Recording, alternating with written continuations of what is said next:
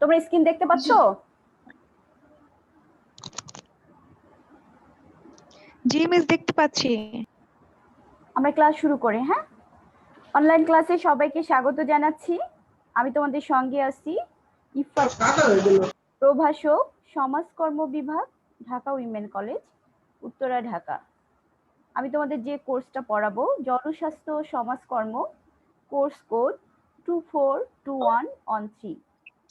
যে বিষয়গুলো তোমাদের আজকে আমি পড়াবো, নবম অধ্যায়ের নাম হচ্ছে পুষ্টি ও পুষ্টিহীনতা। আজকে আমরা পুষ্টি নিয়ে আলোচনা করব। পুষ্টি কি, খাদ্যে পুষ্টি উপাদানের প্রভাব, মানবীয় বৃদ্ধি ও বিকাশে পুষ্টির প্রভাব।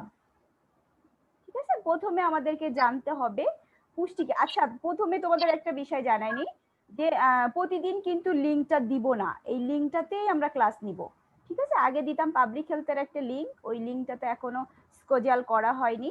ক্লাস শিডিউলটা করে ফেলবো, করার পরে তারপরে আমি ওই লিঙ্কটা তোমাদের একদিন দিয়ে দিব। তোমরা ওইটা একটু কাইন্ডলি সেভ করে রেখে দিবে এবং জাস্ট টাইমে তোমরা জয়েন করে ফেলবে। আজকে একটু মিস্টেক হয়ে গেছে আমি গতকাল হচ্ছে মানে একটু বাইরে ছিলাম, ব্যস্ত ছিলাম, এই জন্য তোমাদের রুটিনটা করতে দেরি হয়ে গেছে। আর রুটিনটা করতে করতেই হচ্ছে প্রায় 12টা 12:30 বেজে গেছে। আর সকালে উঠে আমার মনেই ছিল না যে 40-এ কি 20-এ, এই জন্য প্রবলেমটা হয়েছে। আমার ধারণা ছিল যে হয়তো বা 11:40-এ, এই জন্য এই যে তোমাদের 10 মিনিট আমি লেট করে ফেললাম। মানে আমি ইচ্ছা করে, আমি 40-এ এই জন্য শুরু করছি, আমি ছিল 40-এ শুরু করব। পরে তোমরা নক দেওয়ার পরে আর রুটিন দেখে মনে হলো যে না, আসলে 20-এ ছিল, 40-এর জায়গায়। এটা আসলে আমার মিস্টেক, নেক্সট টাইম এরকম হবে না। ঠিক আছে? তো আসসালামু আলাইকুম মিস। ওয়ালাইকুম আসসালাম। তোমরা তো মানে খুব ভালো কাটাইছো না ছুটির দিনগুলো? অনেকে বেড়াতে গেছো, কেউ কক্সবাজার, বিভিন্ন জায়গায়। তো ভালো কাটছে ছুটি সবার? যদিও তোমাদের 8 মাস ধরে ছুটি, তারপরেও তো ক্লাস নেই আমরা অনলাইনে। মোটামুটি এই সময় তোমাদের সবাই উপস্থিত থাকতে হয়। তাহলে আমরা বাসায় ছিলাম, বাসায় ছিল শুধু না? তিশা বেড়াইছে। আচ্ছা, জি, চিন্তা বেড়াইছে। আসলে সবারই রিফ্রেশ দরকার। দীর্ঘদিন বাসায় থাকতে থাকতে সবাই একরকম একঘেয়েমি হয়ে গেছে। তো আমরা ক্লাসে চলে যাই। হ্যাঁ, পড়াশোনার টপিকসে চলে যাই। পুষ্টি, তোমাদের সাবজেক্টের ম্যাক্সিমাম কিন্তু ঘুরে ফিরে এই জিনিসগুলোই চলে আসতেছে, তাই না? পুষ্টি, ভিটামিন। আজকে আমি তোমাদের পড়াবো পুষ্টি অধ্যায়ের উপরে। পুষ্টি ও অপুষ্টি। অধ্যায়ের নাম হচ্ছে পুষ্টি ও অপুষ্টি, মানে পুষ্টি ও পুষ্টিহীনতা। পুষ্টি কি, কাকে পুষ্টি বলে? নিউট্রিশন। পুষ্টি বলতে কি বোঝায়? পুষ্টি সাধারণত করে আমাদের দেহের খাদ্য পরিপাক করে, পরিশোধিত করে এবং জৈবিক প্রক্রিয়াকে বোঝায়, যেগুলোর মাধ্যমে আমাদের প্রয়োজনীয় যতটুকু দরকার শরীরে রাখে, বাকিগুলো বের করে দেয়, যেটা গ্রহণের মাধ্যমে সমগ্র দেহের কোষে কোষে ছড়িয়ে পড়ে। সেই পুষ্টি উপাদানগুলো দেহের শক্তি বৃদ্ধি করে, তারপরে উৎপাদন সাধন করে, বৃদ্ধি সাধন করে, শক্তি উৎপাদন করে, রক্ষণাবেক্ষণ করে। এই সবগুলো কিন্তু পুষ্টি সহায়তায় আমরা পেয়ে থাকি। তাহলে পুষ্টি আমাদের কি কি করে থাকে? খাদ্য পরিপাক, পরিশোধিত এবং সঠিকভাবে বেঁচে থাকার জন্য আমাদের যে শক্তি বৃদ্ধি সাধন, শক্তি উৎপাদন করা, সবগুলো কিন্তু এই পুষ্টির মাধ্যমে আমরা পেয়ে থাকি। তারপরে হচ্ছে পুষ্টি নিয়ে তো বিভিন্ন জন বিভিন্ন মতামত দিয়েছে। আমরা দেখি দুই একজন কি বলেছে। সোশ্যালর্গ ডিকশনারির সংজ্ঞা অনুযায়ী পুষ্টিটা কি? Nutrition is the process by which living organization accumulate minerals that are necessary for subsistence, energy and growth. Human nutrition involve the use of food substance nutrition, including the proper balance and protein, carbohydrate, fat as well as vitamin, minerals and water. সমস্ত খাবার উপাদান যেগুলো আছে carbohydrate, protein, vitamin, তারপরে minerals, পানি, শরীরের জন্য যতটুকু দরকার প্রপার ব্যালেন্স, সেইগুলোই কিন্তু পুষ্টির মাধ্যমে আমরা পেয়ে থাকি। এটা একটা অর্গানাইজেশনের মতো। একটা অর্গানাইজেশনের কাজ কি? প্রত্যেকটা বিষয় যেরকম খেয়াল রাখে না, এরকম মানব বডির, মানব শরীরের যে মানে আমাদের যে উপাদানগুলো রয়েছে, খাদ্য উপাদানগুলো প্রত্যেকটা সঠিকভাবে পাওয়া এবং যেখানে যেটা পৌঁছায় দেওয়ার কথা ঠিক সময়ে সেখানেই পৌঁছে দেওয়াই হচ্ছে পুষ্টি। ভিটামিন, মিনারেলস, তারপরে যত মানে 6টা যে আমাদের খাদ্য উপাদান আছে এই প্রত্যেকটাই কিন্তু তোমার আমাদের শরীরের প্রত্যেকটা জায়গায় পৌঁছে দেওয়ার মাধ্যমে পুষ্টিটা সঠিকভাবে পেয়ে থাকে। পুষ্টিটা সঠিকভাবে পেয়ে থাকে।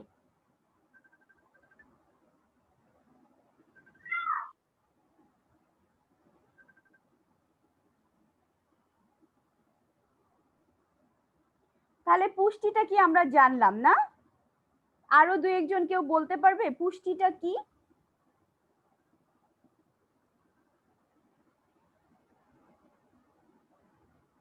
পুষ্টি আমাদের খাদ্যের বিকল্প ধারণা, যেটা খাদ্যের বিকল্প হিসেবে কাজ করে থাকে। মানব শরীর এবং তার বিভিন্ন যে অঙ্গ প্রত্যঙ্গ আছে, মানব শরীর এবং বিভিন্ন অঙ্গ প্রত্যঙ্গের স্বাভাবিক ও সচল রাখার জন্য কল্যাণকর অবস্থা হিসেবে কাজ করে থাকে।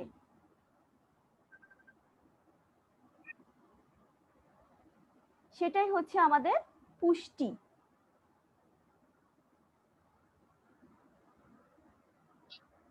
পুষ্টি আমাদের শরীরের অভ্যন্তরে এবং হচ্ছে পরিপাক যে ক্রিয়া আছে সেটাকে সচল রাখার মাধ্যমে পুষ্টিটাকে সঠিকভাবে পৌঁছে দিয়ে থাকে। তারপরে আমরা জানবো যে খাদ্যের পুষ্টি উপাদানের প্রভাব। খাদ্যে যে পুষ্টিগুলো আছে সেটা কি কি প্রভাব বিস্তার করে আমাদের, সেগুলো সম্পর্কে আমরা জানবো। খাদ্যের পুষ্টি উপাদানের প্রভাবের ভিতরে আছে প্রোটিনের প্রভাব। প্রোটিন আমাদের কি করে থাকে, কি প্রভাব বিস্তার করে থাকে? খাদ্যের যে পুষ্টি উপাদান রয়েছে সেটা যথেষ্ট প্রভাব বিস্তার করে কিনা, কতটুকু প্রভাব বিচার করে, মানুষ তার আচরণের মাধ্যমে কিন্তু অনেক সময় এটা সামঞ্জস্য বিধান করে, বোঝা যায়। দেখবা যারা পুষ্টিহীনতায় ভুগে তারা কিন্তু স্বাভাবিক আচরণের চেয়ে একটু অন্যরকম আচরণ করে। সব সময় দেখবা যে একটু হচ্ছে রুগ্ন প্রকৃতির লোক খিটখিটে টাইপের থাকে, মেজাজটা স্বাভাবিক থাকে না, তাদের শরীরের যে সমস্ত যে অঙ্গ প্রত্যঙ্গ আছে সঠিকভাবে কাজ করে না, এটা কিন্তু খুব বেশি প্রভাব ফেলে। প্রোটিন হচ্ছে এমন একটা জিনিস যেটা হচ্ছে যে বেশিরভাগ প্রোটিন দ্বারা গঠিত হয় কি জৈব পদার্থ। মানব দেহের অসংখ্য যে কোষ রয়েছে সেটা কিন্তু প্রোটিনের প্রভাবেই কিন্তু বিস্তার করে থাকে, কোষগুলোকে সঠিকভাবে নিয়ন্ত্রণ করতে পারে। এই প্রোটিনের প্রভাব আবার কিন্তু দুই ভাবে আছে, একটা হচ্ছে ইতিবাচক প্রভাব আর একটা হচ্ছে নেতিবাচক প্রভাব। অতিরিক্ত প্রোটিনের ফলে শরীরের যে নেতিবাচক অনেক প্রভাব ফেলতে পারে, প্রভাব বিস্তার করে থাকে। প্রোটিনের অভাবেও যেরকম হয়, আবার অতিরিক্ত কোনো কিছুই কিন্তু ভালো না, সেটার একটা প্রভাব বিস্তার করে থাকে। ইতিবাচক প্রভাবের ভিতরে হচ্ছে তোমার এই যে রোগ প্রতিরোধ ক্ষমতা বৃদ্ধি করে, তারপরে তোমার এই যে শরীরে যে রক্ত চলাচল এটা তোমার বৃদ্ধি করে থাকে। আর নেতিবাচক প্রভাবটা হচ্ছে নেতিবাচক বা ক্ষতিকর প্রভাব, শরীরের প্রোটিনের অভাব দেখা দেয় বা প্রয়োজনের তুলনায় অধিক পরিমাণে প্রোটিন গ্রহণ করলেও কিন্তু এই সমস্যাগুলো দেখা দেয়। রোগ প্রতিরোধ ক্ষমতা ঠিকভাবে করতে পারে না প্রোটিনের অভাবে। আর দিন দিন স্বাস্থ্যের অবনতি ঘটে। অনেক সময় দেখা যায় যে খাওয়া দাওয়াও ঠিক মতো হচ্ছে কিন্তু তারপরেও স্বাস্থ্যটা ঠিক থাকে না, সেটাও কিন্তু প্রোটিনের অভাবের কারণে হয়ে থাকে। তারপরে যে অনেক সময় বাচ্চাদের যে প্রোটিন পাওয়ার কথা ঠিক মতো যদি ওই প্রোটিন গুলো না পায়, তাদের কিন্তু স্বাভাবিক যে বিকাশ, কোনো শিশু দেখবা খুব তাড়াতাড়ি বেড়ে যায়, কোনো শিশু বাড়তে পারে না, সেটাও কিন্তু তোমার এই প্রোটিনের অভাবে হয়ে থাকে।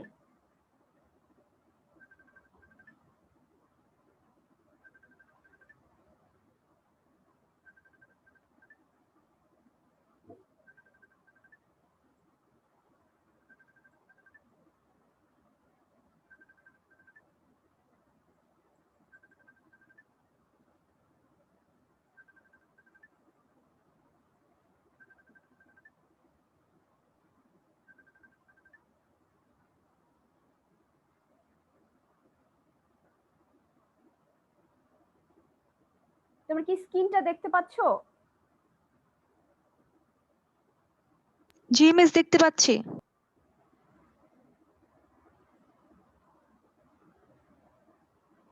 তাহলে কি হয়, প্রোটিনের অভাবে বাচ্চাদের যে স্বাভাবিক যে বৃদ্ধিটা, যেটাকে বিকাশ বলে, সেটা কিন্তু শারীরিকভাবে হতে পারে, মানসিকভাবে হতে পারে, এটা কিন্তু ঠিক সময়ে হয় না।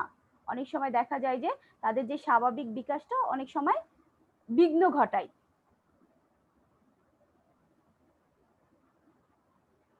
তারপরে হচ্ছে কার্বোহাইড্রেটের প্রভাব। কার্বোহাইড্রেটের যে প্রভাব আছে, কার্বোহাইড্রেটেরও কিন্তু দুইটা প্রভাব আছে, ইতিবাচক এবং নেতিবাচক। ইতিবাচক প্রভাবগুলো হচ্ছে শরীরে যে শক্তি বা তাপ, এটা কিন্তু উৎপাদনে সহায়তা করে থাকে। তারপরে হচ্ছে শরীরে যে পর্যাপ্ত পরিমাণে কার্বোহাইড্রেট মজুদ থাকার কথা, সেটা কিন্তু এটার যদি অভাব হয় সঠিকভাবে সেটা পৌঁছায় দিতে পারে না, সক্রিয়ভাবে যে শক্তি উৎপাদন করে সেটা করতে পারে না, এটা যদি নেতিবাচক প্রভাব পড়ে। তারপরে শর্করার পরিমাণ যদি কমে যায় বা বেশি থাকে, সেক্ষেত্রেও কিন্তু ক্ষতিকর প্রভাব বিস্তার করতে পারে, সেটা অপুষ্টিতে পরিণত করতে পারে। অনেক সময় অনেক দেখা গেল যে কার্বোহাইড্রেট যে পরিমাণ গ্রহণ করার কথা তার চেয়ে যদি একটু বেশি পরিমাণে গ্রহণ করে, তারপরে এটার মাধ্যমে কিন্তু বহুমূত্র যে রোগ আছে সেই রোগেরও সৃষ্টি হতে পারে কার্বোহাইড্রেটের অভাবের ফলে। তারপরে হচ্ছে স্নেহ পদার্থের প্রভাব। স্নেহ পদার্থ আমরা কোথা থেকে পেয়ে থাকি বলতে পারবে? স্নেহ পদার্থটা কি?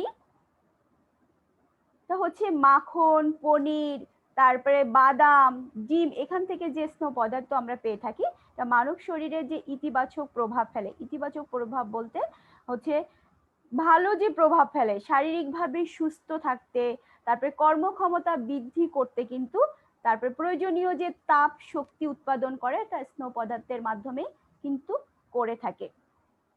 তারপরে স্নেহ পদার্থ ভিটামিন এবং ডি, এমনকি প্রোভিটামিন হিসেবেও কিন্তু কাজ করে থাকে। স্নেহ পদার্থটা ভিটামিনের কিছু অংশ পূরণ করে থাকে স্নেহ পদার্থের ব্যবহারের ফলে। মানে স্নেহ পদার্থ আমাদের শরীরে যতটুকু নেওয়ার দরকার, এটা স্নেহ পদার্থের পাশাপাশি ভিটামিনের কিছু অভাবও পূরণ করে থাকে, যেরকম ভিটামিন ডি, কে, এই অভাবগুলো আমরা এই যে স্নেহ পদার্থের ভিতরে যে খাবারগুলো আছে সেগুলো থেকে কিন্তু আমরা পেয়ে থাকি। তারপরে হচ্ছে নেতিবাচক প্রভাব। আমরা দু একটা নেতিবাচক প্রভাব জানবো। ফ্যাটি অ্যাসিডের মাধ্যমে শিশুদের এক্সিমা রোগ হয়, তারপরে বড়দের চর্মরোগ হয়। এটা যদি এই অভাবটা, আমাদের স্নেহ জাতীয় যে খাবার আছে এটা যদি আমরা গ্রহণ না করি, সেক্ষেত্রে কি হতে পারে, আমাদের দেখবা যে শরীরে বিভিন্ন ধরনের ঘা পাসরা হয়। এই যে শীতকাল আসলে তখন যখন হচ্ছে মানুষের শরীরে কিন্তু এই অসুখগুলো বেশি দেখা দেয়। আবার অতিরিক্ত স্নেহ পদার্থ গ্রহণ করলে দেখো না, যারা একটু ফ্যাটি থাকে তাদের কিন্তু বলে যে এই খাবারগুলো অ্যাভয়েড করতে, মাখন, পনির কিংবা ঘি, এই জাতীয় খাবারগুলো কিন্তু অ্যাভয়েড করতে বলে, যে এই খাবারগুলো থেকে ওজন বৃদ্ধি করে ফেলে। যারা একটু ফ্যাটি থাকে ডাক্তারের কাছে গেলেই কিন্তু যখন তোমাদের একটা ডায়েট চার্ট দেয় তখন এই জিনিসগুলো কিন্তু ওখান থেকে বাদ দিয়ে দেয়। তার মানে ইতিবাচক এবং নেতিবাচক দুইটাই আছে, যেরকম মানব শরীরের জন্য ভালো করে থাকে, পাশাপাশি কিন্তু খারাপও করে থাকে। তারপরে এখানে আছে বিভিন্ন প্রকারের ভিটামিনের প্রভাব। এখানে বিভিন্ন প্রকারের ভিটামিনের প্রভাব কেন লিখছি বলতো? সরাসরি কিন্তু ভিটামিনের প্রভাবও লেখা যেত, কিন্তু আমাদের ভিটামিন তো একটা না, স্নেহ পদার্থ কিংবা প্রোটিন যেরকম একটা, আর ভিটামিন হচ্ছে আমাদের অনেকগুলো, তাই না? কি সেই ভিটামিন গুলো বলতে পারবে? আমরা কিন্তু এটার উপর অনেকগুলো ক্লাস নিয়েছি, কেউ একজন বলো তো আনমিউট করে। Vitamin A, B, C, D, E, হুম, ভিটামিন বি2।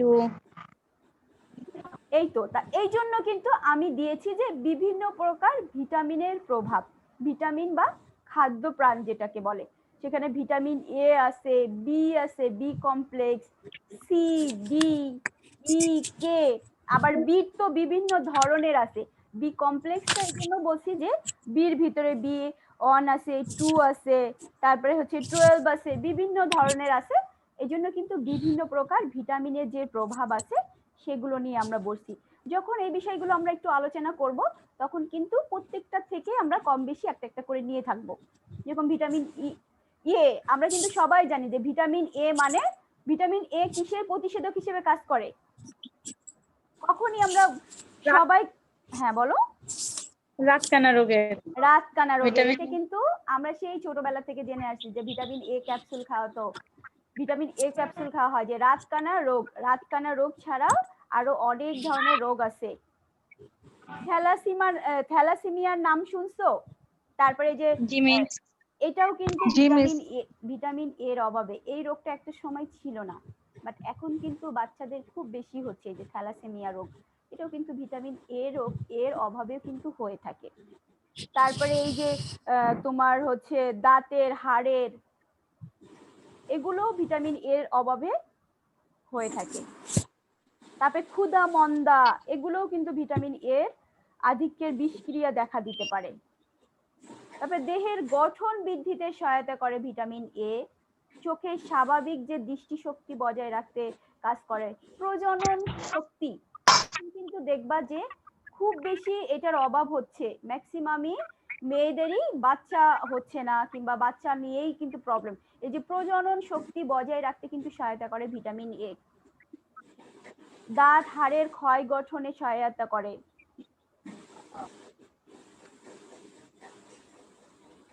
তারপরে বি কমপ্লেক্স বলতে কিন্তু এখানে অনেকগুলো কথা বোঝানো হয়েছে। এ ভিটামিন বি, এ B1, 2, 12 সবগুলো মিলায়, এগুলো কিন্তু তোমার হচ্ছে এর প্রভাবে হৃৎপিণ্ডের যে পেশিগুলো আছে সেগুলো কিন্তু সুস্থ সবল এবং কর্মক্ষম থাকে, সেটা কর্মক্ষম রাখতে সহায়তা করে ভিটামিন বি।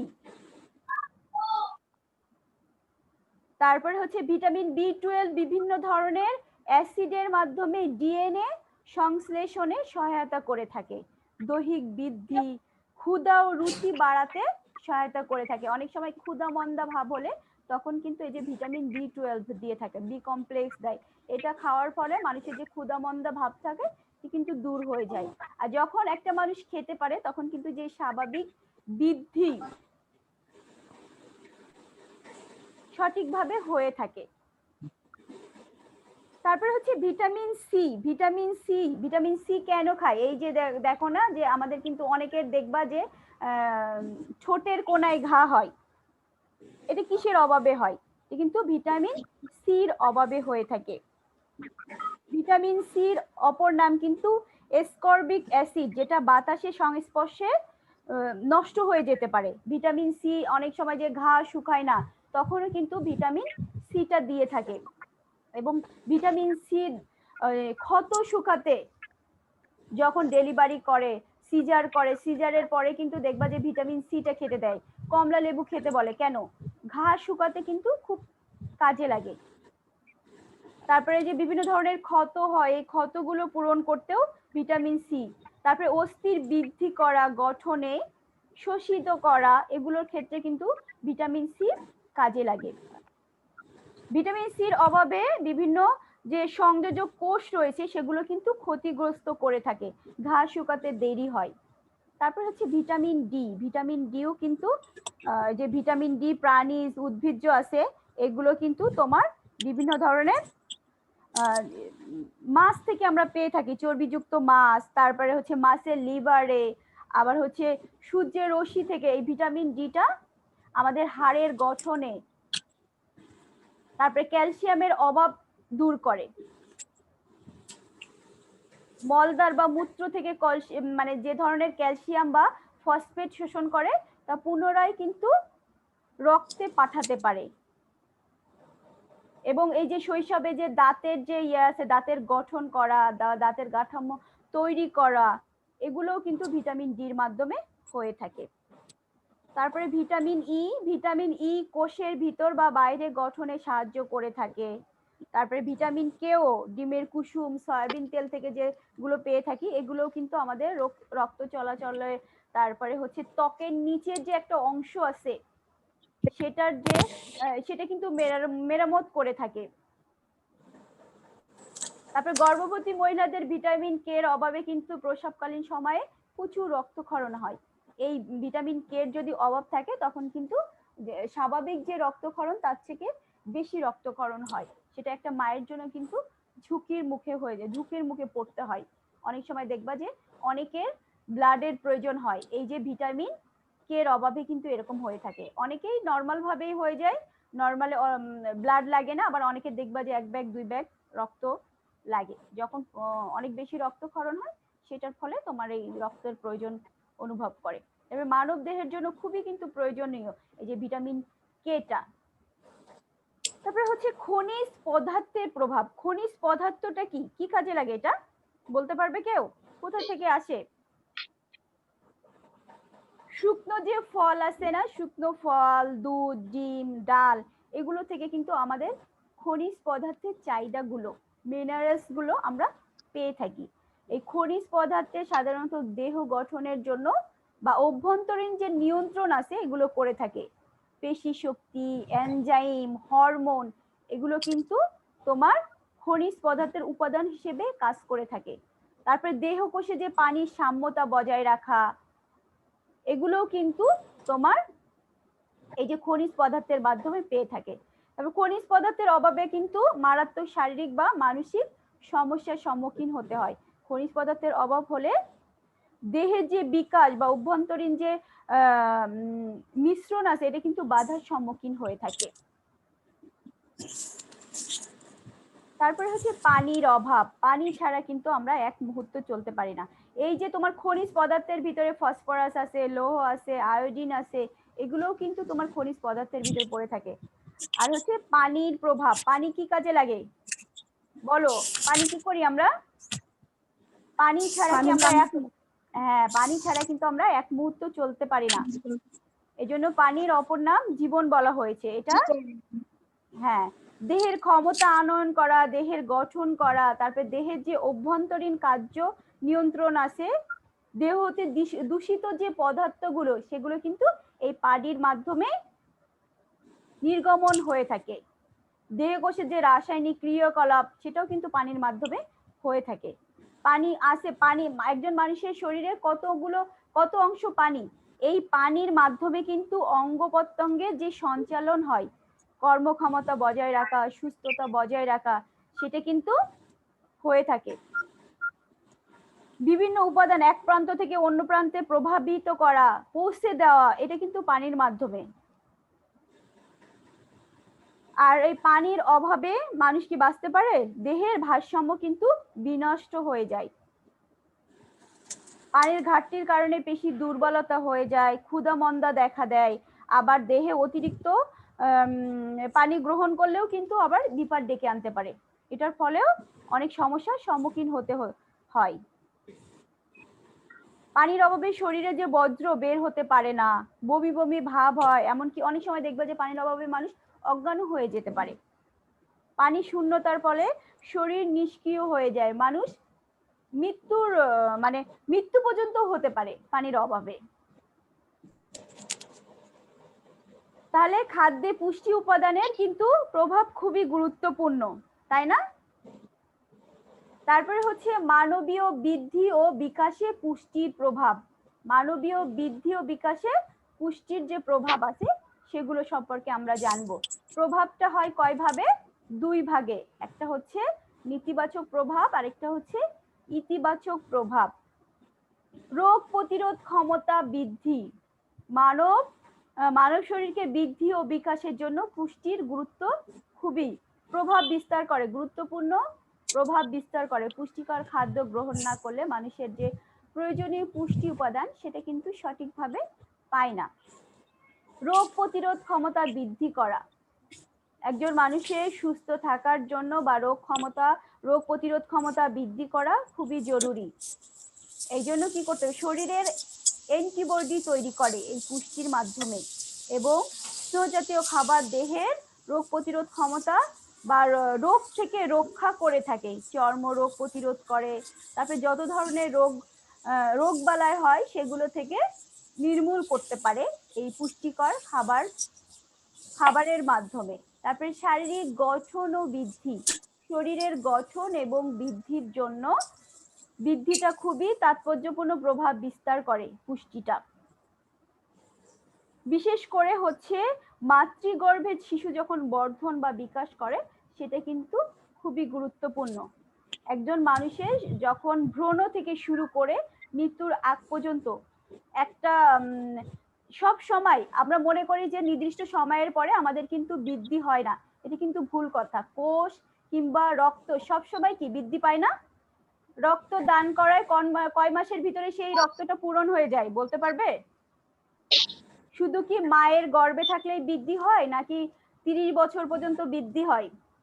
তারপরেও কিন্তু আমাদের শরীরের গঠন এবং বৃদ্ধি হয়ে থাকে, রক্তটাকে বাড়ায়, তারপরে স্বাভাবিক যে চলাচলের জন্য যেটা দরকার সেটা কিন্তু এই পুষ্টির মাধ্যমে আমরা পেয়ে থাকি।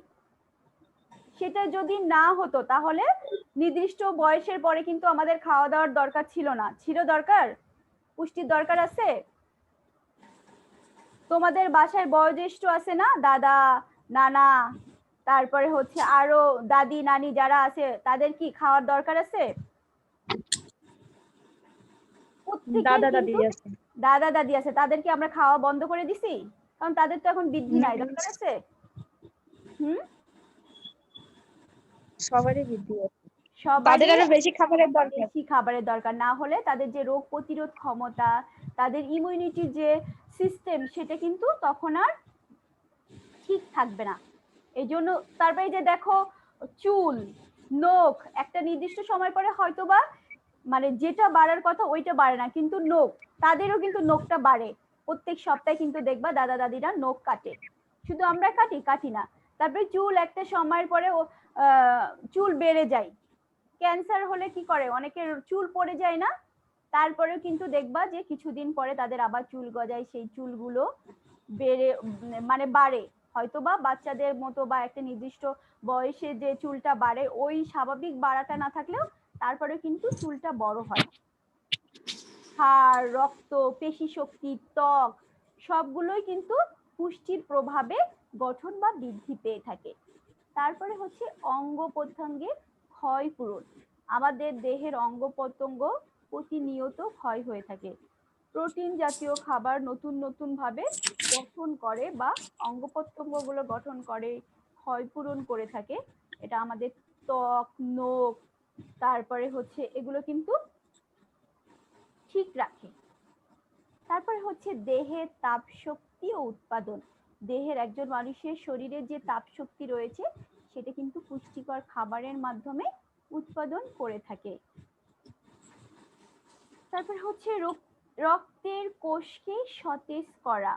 দেহের প্রয়োজনে রক্তের কোষসমূহ স্বাভাবিক থাকা অপরিহার্য। খনিজ পদার্থ দেহে রক্ত ও অন্যান্য কোষগুলোকে স্বাভাবিক রাখতে সহায়তা করা। এছাড়া ভিটামিনের কাজে প্রয়োজন হয়। তাই বলা যায় যে রক্তের কোষগুলোকে ঠিক রাখার জন্য আমাদের পুষ্টির প্রভাব গুরুত্বপূর্ণ ভূমিকা পালন করে থাকে। তারপরে হাড় ও দাঁতের যে স্বাভাবিক বিকাশ। মানব দেহের হাড় ও দাঁতের যে গঠন বা বৃদ্ধি পুষ্টির প্রভাব কিন্তু অত্যাধিক। পুষ্টি ছাড়া কিন্তু এগুলো কোনোভাবে বৃদ্ধি করা সম্ভব না। খাদ্যের উপাদান হিসেবে ভিটামিন এক্ষেত্রে কিন্তু অনেক সহায়তা করে থাকে। দাঁতের মাড়ি সুস্থ রাখতে এটি খুব সহায়ক হিসেবে কাজ করে থাকে। তারপর হচ্ছে পেশি সংকোচন ও প্রসারণ। দেহ মাত্রই কিন্তু পেশি সংকোচন ও প্রসারণ হয়ে থাকে। এই কাজ দেহের জন্য অত্যাবশ্যক। পুষ্টি উপাদান হিসেবে শর্করা পেশির বেশি প্রসারণ বা সংকোচন করে থাকে, সংকোচনের সহায়তা করে থাকে। এর ফলে পেশি শক্তিকে বৃদ্ধি করতে পারে পুষ্টির প্রভাবের মাধ্যমে। পুষ্টির ইতিবাচক প্রভাবের মাধ্যমে পেশি শক্তিকে স্বাভাবিক রাখতে পারে। তারপর হচ্ছে দৃষ্টিশক্তি স্বাভাবিক। দৃষ্টিশক্তিটা ঠিক রাখার জন্য কিন্তু পুষ্টির গুরুত্ব রয়েছে। পুষ্টি ছাড়া কোনোভাবে কিন্তু এই তোমার দৃষ্টিশক্তি স্বাভাবিক রাখা সম্ভব না। চোখ আমাদের অমূল্য সম্পদ, একবার যদি চোখ নষ্ট হয়ে যায় কোনোভাবেই কিন্তু সেটা আর ঠিক করা সম্ভব না। সেই জন্য আমাদের পুষ্টির প্রভাব খুবই গুরুত্বপূর্ণ ভূমিকা পালন করে থাকে মানব জীবনে, মানব শরীরে। চোখের সুস্থতা, দৃষ্টি শক্তি ঠিক রাখার জন্য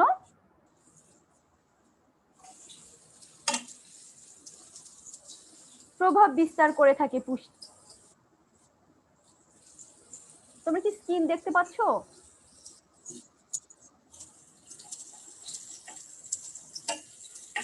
তারপরে হচ্ছে তোমার শিশুর স্বাভাবিক বিকাশ। একজন শিশু যে স্বাভাবিক বিকাশ, এটা পুষ্টির অভাবে কিন্তু বাধা সৃষ্টি করে। পুষ্টিটা ঠিকভাবে না পেলে শিশুর স্বাভাবিক বিকাশে পুষ্টির প্রভাব কিন্তু খুবই গুরুত্বপূর্ণ। পুষ্টি উপাদান হিসেবে প্রোটিন শিশুর চামড়া, চুল, ত্বক সবকিছু মসৃণ করে এবং পুষ্টির অভাবে শিশু যে স্বাভাবিক বিকাশের ক্ষেত্রে প্রতিবন্ধকতা সৃষ্টি করে। সঠিকভাবে সঠিক সময়ে যারা হচ্ছে পুষ্টিহীনতায় ভোগে তারা কিন্তু ঠিক সময়ে বেড়ে উঠতে পারে না, বাধা সৃষ্টি করে। বয়সের অনুযায়ী অনেকের হাইট কম থাকে, তারপরে স্বাস্থ্য কম থাকে, এটা কিন্তু পুষ্টির অভাবে হয়ে থাকে। তারপরে হচ্ছে পরিবেশের সাথে সামঞ্জস্য বিধান করা। এটা কেন দরকার বলো তো? এটা এই ক্ষেত্রে পুষ্টির কি প্রভাব রয়েছে? কেউ একজন বলো। পরিবেশের সাথে সামঞ্জস্য বিধান করার সাথে এগুলো না হয় বুঝলাম যে রোগ প্রতিরোধ ক্ষমতা বৃদ্ধি করে, শরীরের গঠন করে, কিংবা হাড় ও দাঁতের জন্য দরকার আছে। তো পরিবেশের সাথে সামঞ্জস্য বিধান করার জন্য কি দরকার পুষ্টি বলো তো? কেউ বলো, এনিবডি? এটা কেন দরকার আছে আমাদের? মিস, কেননা এটি আমাদের দৈহিক সক্ষমতা ও শক্তি বৃদ্ধি করে। এর ফলে আমরা সহজে পরিবেশের সাথে খুব সহজে খাপ খাওয়াইতে সক্ষম হই। আর এর ব্যতিক্রম ঘটলে ব্যক্তি জীবনে নানাবিধ প্রতিবন্ধকতা দেখা দিতে পারে। হ্যাঁ, ঠিক বলছো। সেটা হচ্ছে যে পুষ্টি উপাদান যদি ঠিকভাবে না পায়, একজন মানুষ যদি সুস্থ না থাকে, তাহলে কিন্তু সে পরিবেশের সাথে সামঞ্জস্য বিধান করে অন্যরা যেভাবে কাজ করছে সেও কিন্তু করতে পারবে না, আমরা কিন্তু করতে পারবো না। প্রত্যেকের সাথে সামঞ্জস্য বিধান করে চলা এবং যে দৈহিক সক্ষমতা বৃদ্ধি করা, এটা কিন্তু খুবই গুরুত্বপূর্ণ।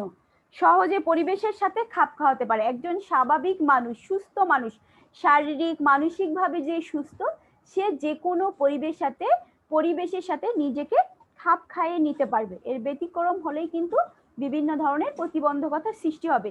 পুষ্টির অভাবে কি মানসিক বিকলাঙ্গ হয়ে যেতে পারে না? পর্যাপ্ত যে খাবার দরকার শরীরে সেটা যদি না পায়, দেখা মানসিক ভাবেও কিন্তু অসুস্থ হয়ে যেতে পারে। এই জন্য এটাও একটা গুরুত্বপূর্ণ প্রভাব। মানবীয় বৃদ্ধি ও বিকাশের ক্ষেত্রে পরিবেশের সাথে সামঞ্জস্য বিধান করা খুবই গুরুত্বপূর্ণ। তো আমরা এগুলো মোটামুটি জানলাম হচ্ছে ইতিবাচক প্রভাব। নেতিবাচকও কিছু প্রভাব আছে। নেতিবাচক প্রভাব যেরকম, এগুলো ছাড়া, এগুলো যদি এই পুষ্টিকর খাবারগুলো না পায় তখন বিভিন্ন ধরনের অসুখে পড়তে পারে। তারপরে হচ্ছে অসুস্থ হয়ে যেতে পারে, বিভিন্ন ধরনের স্বাস্থ্যের অবনতি ঘটতে পারে, মানসিক অবনতি ঘটতে পারে মানসিকভাবে, এটা একটা হতে পারে। তারপরে স্বাভাবিক যে ওজন, সেই বৃদ্ধিটা হয় না, এটাও কিন্তু একটা নেতিবাচক প্রভাব। তারপর বিভিন্ন ধরনের চর্মরোগ, হৃদরোগ, উচ্চ রক্তচাপ, তারপরে মানসিক অশান্তি, এটাও কিন্তু হতে পারে। এটাও একটা নেতিবাচক প্রভাব। তারপরে যে স্বাভাবিক দৃষ্টি শক্তি, হাড়ের বা দাঁতের যে গঠন, এটাও কিন্তু একটা নেতিবাচক প্রভাব ফেলে থাকে। তারপরে প্রজনন শক্তি হ্রাস করে, ত্বকের মসৃণতা নষ্ট করে দেয়, এটাও কিন্তু একটা নেতিবাচক প্রভাব।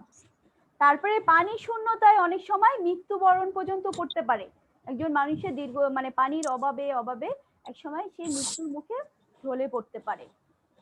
তারপরে জীবন ও শক্তি, জীবনী যে শক্তি আছে, পেশি দুর্বলতা বেড়ে যায়, চোখ শুকিয়ে যায়। কখনো শুনছো যে চোখ শুকিয়ে যায়? চোখ শুনেছি। হ্যাঁ, চোখের ভিতরে যে পানিটা থাকে ওটা কিন্তু আস্তে আস্তে শুকিয়ে যায়। তারপরে সৌন্দর্য হারা যায়, যে বয়সের তুলনায় দেখবা যে অনেককে অনেক বেশি এজ লাগে।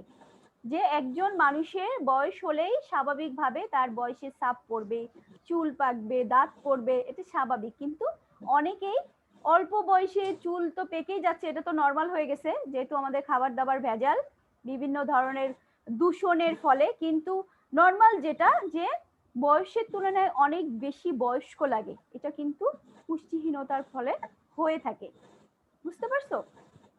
তারপরে হচ্ছে যে পুষ্টির অভাবে আর হতে পারে যে পেশি দুর্বল করে ফেলে, জীবনী শক্তি হ্রাস করে, হৃদরোগের মতো বিভিন্ন ধরনের সমস্যার সম্মুখীন হতে হয়। তাহলে আমাদের দেখা যায় যে পুষ্টির অভাবে বিভিন্ন ধরনের নেতিবাচক প্রভাব ফেলে থাকে।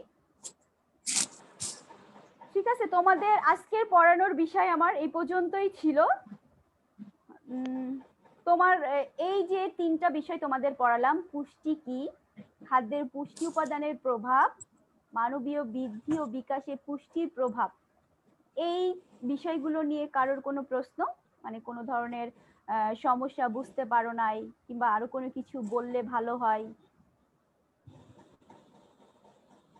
বলো।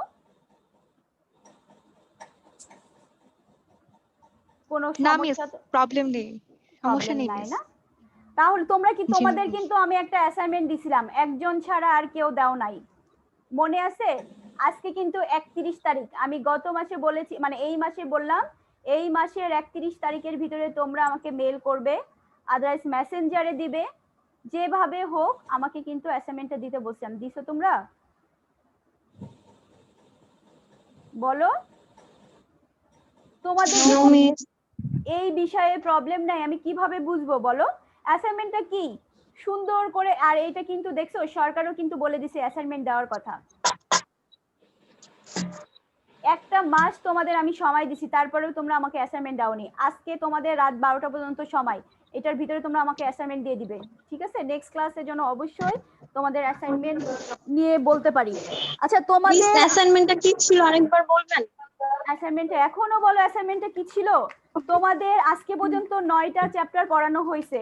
9টা চ্যাপ্টারের ভিতরে আমি বলছি তোমাদের সুবিধা মতো একটা প্রশ্ন, 10 নাম্বারের একটা প্রশ্ন সুন্দর করে লিখলে সংজ্ঞা দিয়ে আমি তোমাকে একটা ধারণা দিই, এই যেরকম যে পুষ্টি কি বা পুষ্টি কাকে বলে এটা নিয়ে সাধারণভাবে, বিশেষভাবে, প্রামাণ্য সংজ্ঞা, 2টা ইংলিশ সংজ্ঞা, একটা বাংলা সংজ্ঞা দিয়ে, তারপরে যে মানবীয় বৃদ্ধি ও বিকাশে পুষ্টির প্রভাব, প্রভাবটা একটা হচ্ছে ইতিবাচক প্রভাব, একটা নেতিবাচক প্রভাব, এই প্রভাবগুলো কি সেগুলো সুন্দর করে তোমাদের মতো করে অ্যাসাইনমেন্ট, যেভাবে মানে তোমরা তো নিজেরা অনেক সুন্দর করে সাজো বিভিন্ন প্রোগ্রামে, এবং সুন্দর করে অ্যাসাইনমেন্টটাকে সাজাবে, কভার পেজটা অনেক সুন্দর করবে, যত রকমের ডিজাইন করা যায় ওইভাবে আমাকে সাবমিট করবে।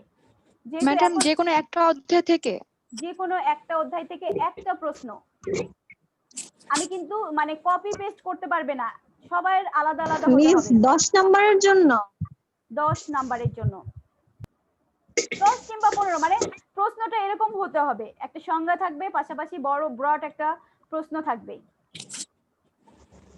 এই যে বলে দিলাম, একটা প্রশ্ন দিয়ে দিলাম, পুষ্টি কি বা পুষ্টি কাকে বলে, মানবীয় বৃদ্ধি ও বিকাশে পুষ্টির প্রভাব, প্রভাব আবার 2 ধরনের, ইতিবাচক এবং নেতিবাচক।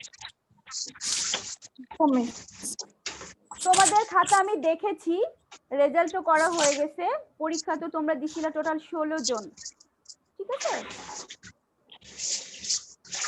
আমি রেজাল্টটা নেক্সট ক্লাসে আগেই বলে দিব তোমাদের, আমার কাছে আছে, আমি রেজাল্ট শীটটা ওইভাবে করি নাই, এমনি লিখে রেখেছি। মিস অ্যাসাইনমেন্ট কি আজকে রাত 12টার আগে জমা আজ দিব? রাত 12টার ভিতরে পাঠিয়ে দিবে। জি মিস। ঠিক আছে, ধন্যবাদ সবাইকে, ভালো থাকো, আসসালামু আলাইকুম ক্লাসে মিস। দেখা হবে। আসসালামু আলাইকুম। আসসালাম, আল্লাহ হাফেজ।